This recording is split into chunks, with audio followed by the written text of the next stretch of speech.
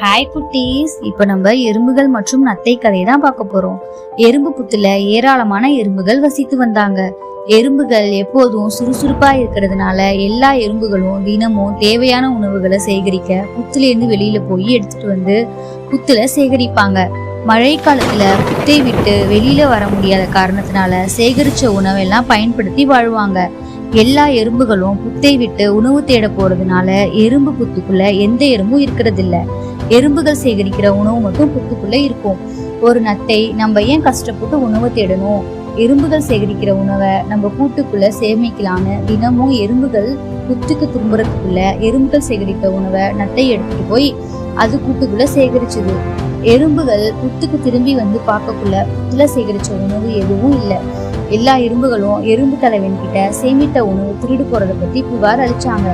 எறும்பு தலைவனும் நல்லா யோசிச்சு ஒரு முடிவெடுத்தாரு. ஒரு எறும்பை காவலுக்கு வைப்போம், யாரு திருடுறான்னு முதல்ல கண்டுபிடிப்போம்னு ஐடியா கொடுத்தாரு. காவலாளி எறும்பும் காவல் காத்தது.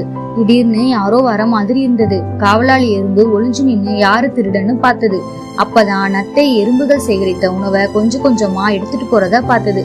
நீனா அந்த திருடனா, நாளைக்கு உனக்கு சரியான தண்டனை இருக்குன்னு நினைச்சுக்கிட்டே எறும்பு தலைவன் கிட்ட திருடன் யாருன்னு சொன்னது காவலாளி எறும்பு.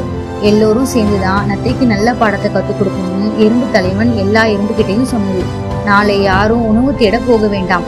நத்தை நம்ம புத்துக்கு வர சமயத்துல எல்லோரும் நத்தை கூட்டுக்கு போய் நத்தை சேமித்த எல்லா உணவையும் எடுத்துட்டு போய் வேற இடத்துல ஒளிச்சிடுங்கன்னு சொன்னது.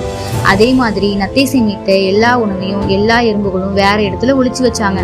நத்தையும் எறும்புங்க புத்துக்கு உணவு திருட போச்சு. பார்த்தா அங்க கொஞ்சம் உணவு கூட இல்ல. நத்தை திரும்பி அது கூட்டிக்கே போயிட்டு. அங்கேயும் நத்தை சேமித்த உணவு எதுவும் இல்ல. எல்லா இடமும் தேடி பார்த்தோம், நத்தை சேமித்த உணவு எதுவும் காணும். நத்தை உடனே சோகமாயிட்டு. எல்லா எறும்பும் நத்தைய சுத்தி நின்னுது. நத்தை அதிர்ச்சி ஆகிட்டு. எறும்பு தலைவன் நத்தை கிட்ட, நாங்க தேடி சேமித்த உணவை நீ திருடி சேமித்து வச்சிருக்க, திருடின உணவை காணும்னு உடனே சோகமாயிட்ட. நாங்க தினமும் எல்லா இடமும் தேடி உணவை சேகரிக்கிறோம். அப்போ எங்களுக்கு எவ்வளவு கடினமா இருக்கும். இனிமே யாரோட உணவையும் திருடாம உன்னோட சொந்த உழைப்புல உணவை தேடி சேகரின்னு சொன்னது. அப்போதான் நத்தைக்கு அது செய்தது மிகப்பெரிய தவறுன்னு தெரிஞ்சது. எறும்பு தலைவன் கிட்ட மன்னிப்பும் கேட்டது. எப்பவும் அடுத்தவங்க பொருளை திருடவும் கூடாது, அடுத்தவங்க பொருள் மேல ஆசையும் படக்கூடாது. ஓகே குட்டீஸ், இந்த ஸ்டோரி பிடிச்சிருந்தா லைக் பண்ணுங்க.